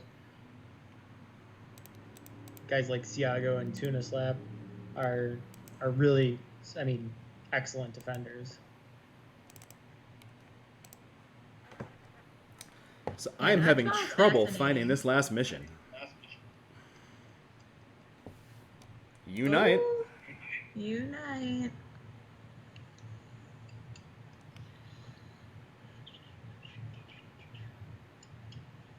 I'm not gonna lie to you, I was really hoping I would get the scout there, but that's all right. When does someone say that? Jeez. That is okay. We only got one way to win this game, so get this guy out of my way. So my thought process here, going back 2 turns, I used the click and I discarded a live ship to turn over my deck without 4 scouts in it, hoping that the end result was going to be I hit Unite or Influence, and I did. I hit Unite. I had a fringe play where I would draw a scout and then pop my frigate to get another scout to hit the Emperor's Dreadnought for likely lethal. Did not. But we're working with what we got here. Yeah, I felt a lead, and I'm starting to feel my lead diminish. And I don't know how many times you're going to need to wipe the row to find a warning beacon here. Like, really. The bacon. Yeah, find a slice of bacon. Now I want bacon. Thanks. Bacon. You Bacon can sounds good. make some bacon. I have some. Don't tempt me.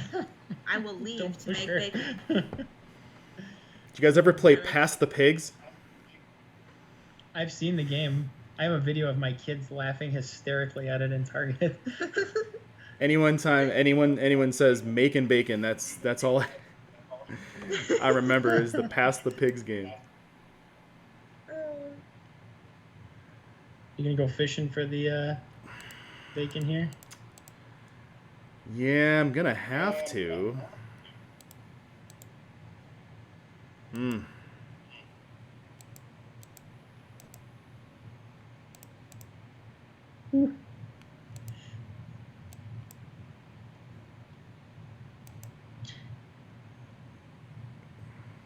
You guys are impressive. Just like playing and chatting at the same time. Believe me, it does take a little effort to be able to do both. I find my autopilot mind wants to make the plays, and my conscious mind wants to talk to you guys. So since we're talking, well, I'll wait till you're done here. There we go. Nice. Keep clearing that row. Spin the wheel.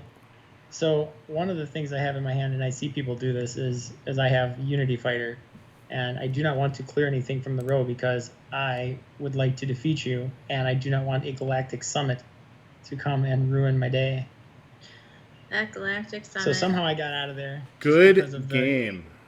The grace of the trade row. All right, so now I won the ball. I get to throw it at you, right? Here we go. All right. No, we can play another max that game if you like. That was good to discuss plays. Yeah, I'll send that back at you.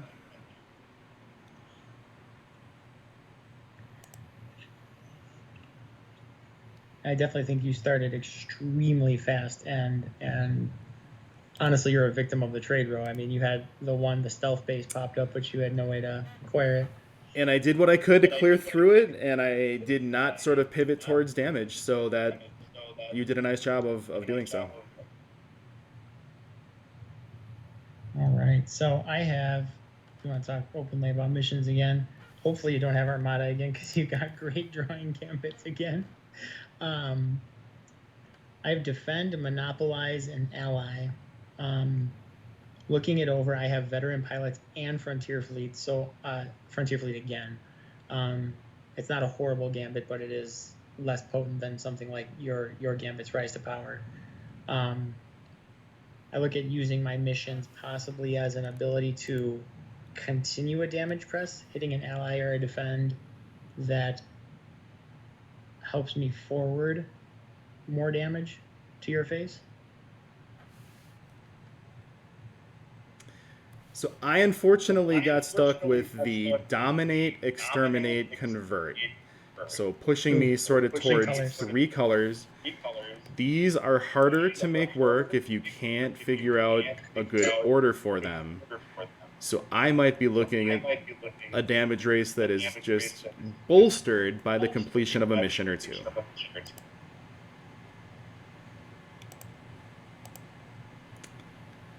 So as we wind down a little bit, guys, I'm trying to...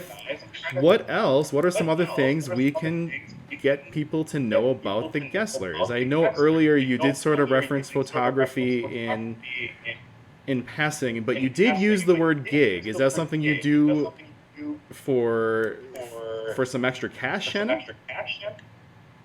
Yeah. It's kind of just so it started off as a hobby. I graduated from UWM, got my master's, and my mom was like, "What can I get you for a present? This is awesome! Congratulations!" And I was like, "Well, I have no idea what I'm gonna do exactly," because she wanted to get me a present that was like field related. And so I was like, I don't know exactly, because social work is just so broad, although I did have like my emphasis in gerontology.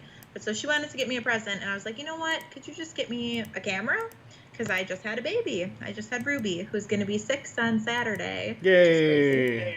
Yay!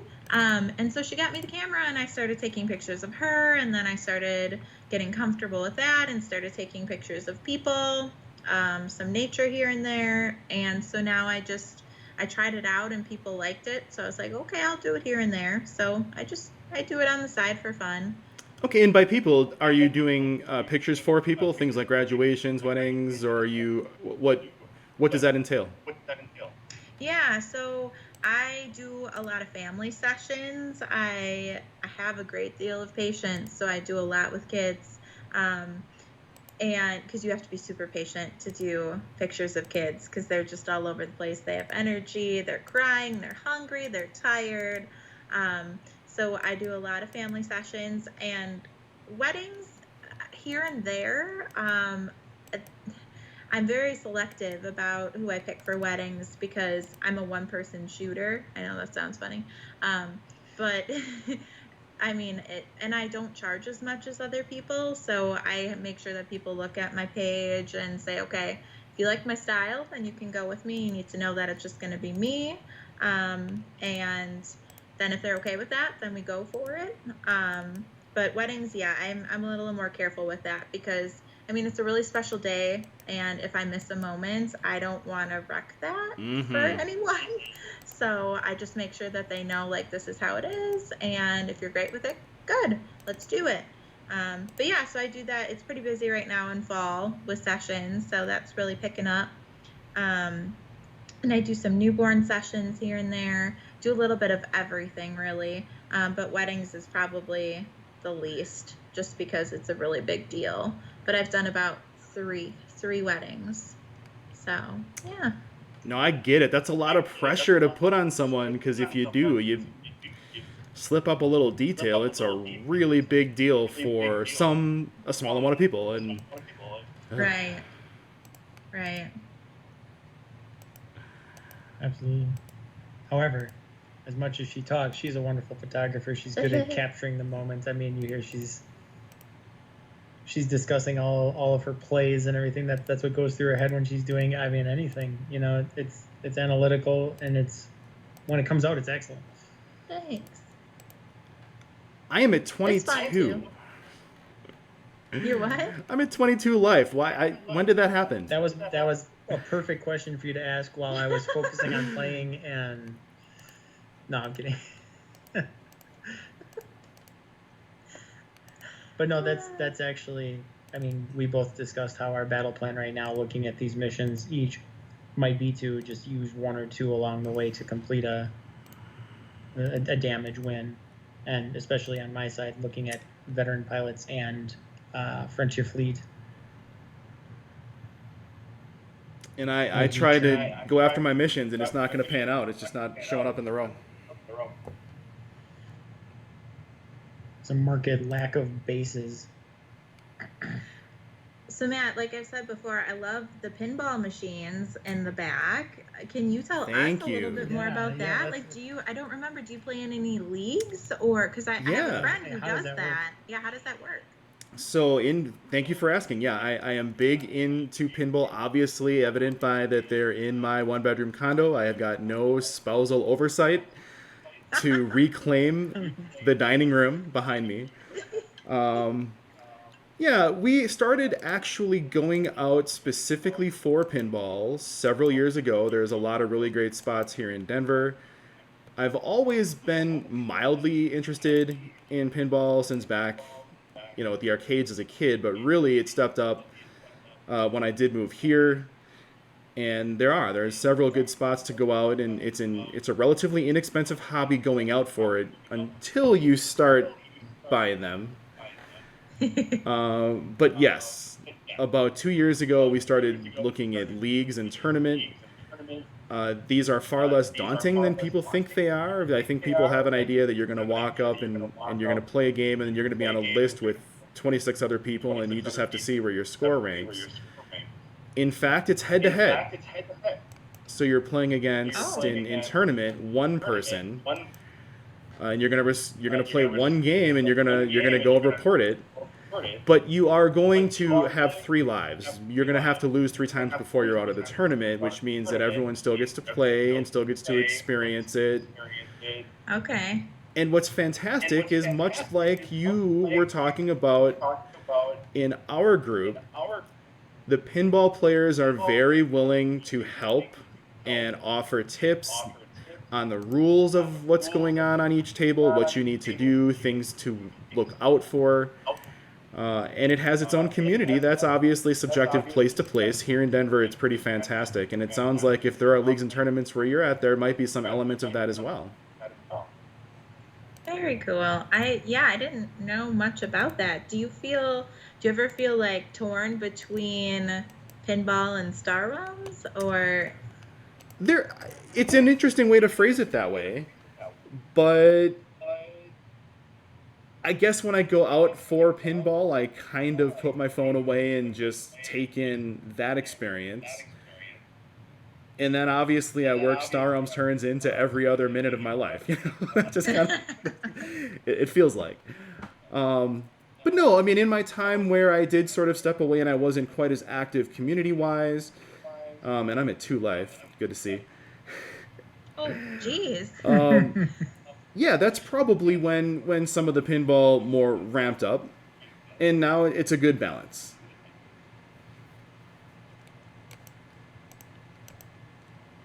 Got a healthy balance, kind of. Healthy-ish, right? Yeah. Ooh, there's a Fred out there. I know you want it. I know you're gonna kill him, but you still want it. No, I'm not triggering Galactic Summit. Oh, I have enough that it'd not matter if we hit a Galactic Summit. Don't do it, though. No, you said it. We're going to do it. Okay. Oh, a comment. That freaked me out. I was like, no. Boy, after taking the first 2, am I down 4 straight between you? Yes. Ooh. I brought it to. Now we're back at even again, Matt. Do you want to finish up our time tonight with that's the perfect tiebreaker way. Again? Daryl didn't have to think when I asked him that. He was immediately, yes, you are down for the last 4 straight. Yeah, let's do it. No, I do feel a little bit better though. She is the better player. She's going to be the better player. I don't know. Once experience hits, but yeah, to even it up here. I will let you send the challenge in the format of your choice. I won't make everyone's eyes bleed with boring formats at the end of the night. Actually, no, do that. We talked about Frontiers. Let's do Frontiers. Let's do it. Oh, okay. Yes. You told me. All right. Well, we just lost so much viewership. I'm kidding.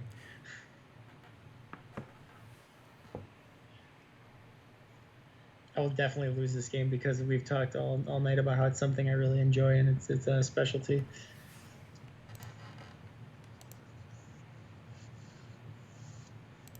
Here we go. My hype lady. So Daryl gets the play. And I open with $3, so we've got a lot of interesting considerations. I like integration port or belly button to wall up, grab that extra trade every turn. However, the tempo is a little bit different in Frontiers, and there's a lot of yellow on the row. Light Cruiser is a huge card. I know what I would pick first. So I could take Light Cruiser or the Captured Outpost. And Captured Outpost is nice because if it sticks at all, it helps you swim through your Vipers to make more 4 or 5 buys early in the game. And I just kind of plan that I'm going to get 3 next turn. Just that's how it works. But yeah, I think I'm going to open actually with the Light Cruiser. Okay. If in a game with Colony Wars and you're offered Orbital Platform and the Outpost, do you have a preference between one? I kind of like Orbital Platform a little bit better because it can be allied for damage later. The nice thing about Captured Outpost is you get to draw first. That's So you could filter out a card. But no, it's close. It's close. So I do like this guy, this Burrower guy, because he gives you free cards later, and it doesn't matter. Can he see it when you're twirling it like that? No. Okay. So sometimes when I'm thinking about doing something, I'll kind of move the card around a little bit and then set it back in my hand. Like that, yeah. You don't twirl your cards? Most people just think you're inside using a their mouse heads. though, huh? Little play habits. I don't want to call them nervous habits. Little weird fidgety things on my phone that he's talking about. I absolutely do. I don't know if I'm twirling it the way he is, but yeah, I get it. I can show you. I can show you on my next turn what it looks like. It's good. It's good for my brain. Fidget spinner.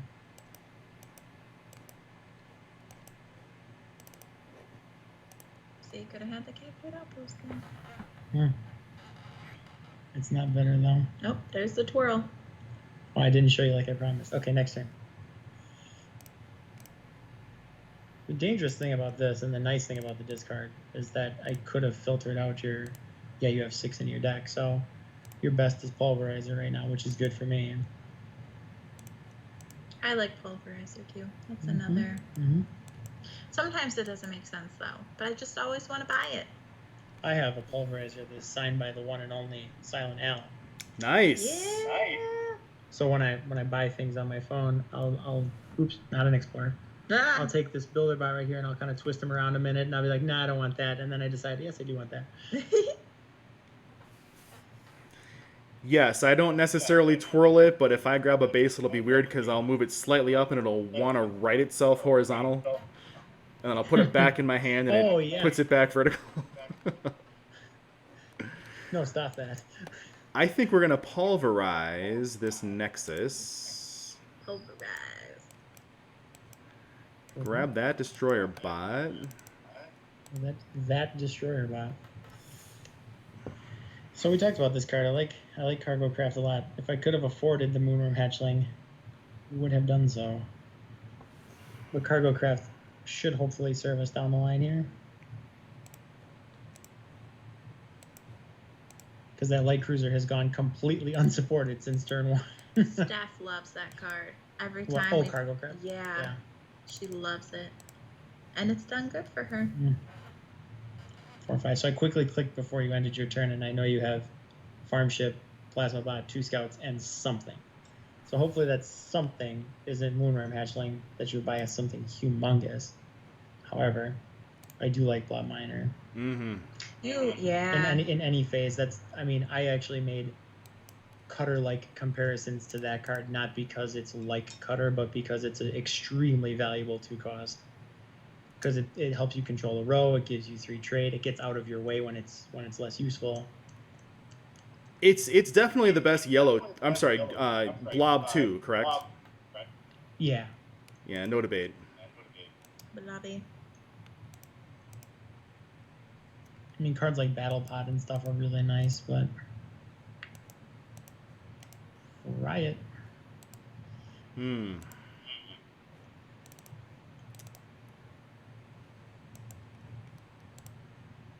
Mm-hmm. It was a good Crusher buy. Do like the Crusher. So I'm a smidge torn here. I could take in. I'm a little weak for Long Hauler. I like this card greatly because it gets out of your way. Like I talked about Blob Miner. If it's useless, you just get it out of there. Could top a base along the way. We're starting to wind down just a little bit though here, so you'll be shuffling after this coming turn.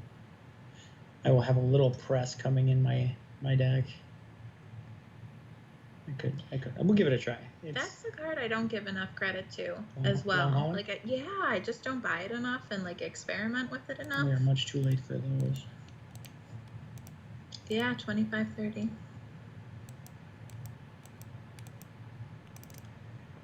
Yeah, the Long Hauler does have plenty of fun tricks. Sometimes I will forget to actually employ it for the Trigger it, tricks. yeah. Yeah, you buy a base and you watch it go to the discard pile and you're like, no, stop, please. Come back to me. And sometimes I'm forgetting to let the new cargo rocket go as well under similar circumstances. I'll grab a ship and kind of forget because it's new yet. We debated that today actually. Is she's like, but it's really nice for a 1. It's 3 life, 2 damage, a trade. And I was like, but the value of it is just declining compared to putting a larger card on top. I don't think this game has the shelf life that I think it does. Well, I am at 14. But you're at 9. Here it comes. Ooh.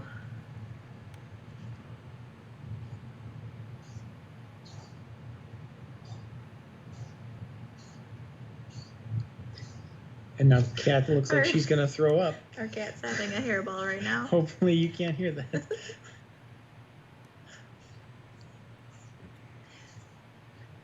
All right, so we're gonna blow up that card on the row.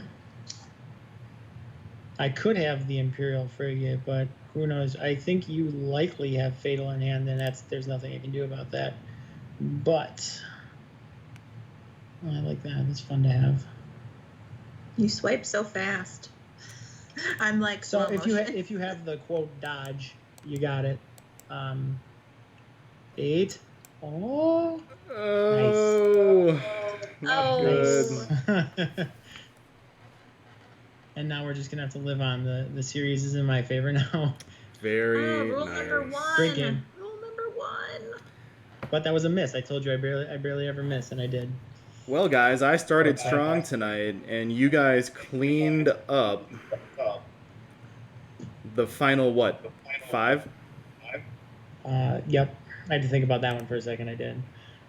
He's already playing someone else. And we are at time. We're right at 2 hours, believe it or not. Can you guys believe we hit 2 hours? That flew by. And it goes fast. That was a lot of fun.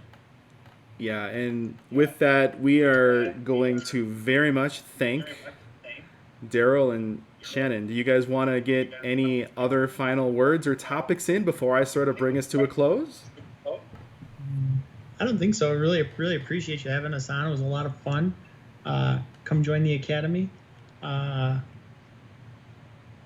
was a great time. Yeah, let's replug that for just a little bit here, because that was kind of towards the beginning. For people that just came in, Daryl just today launched the Academy, and it is going to have its own Facebook group.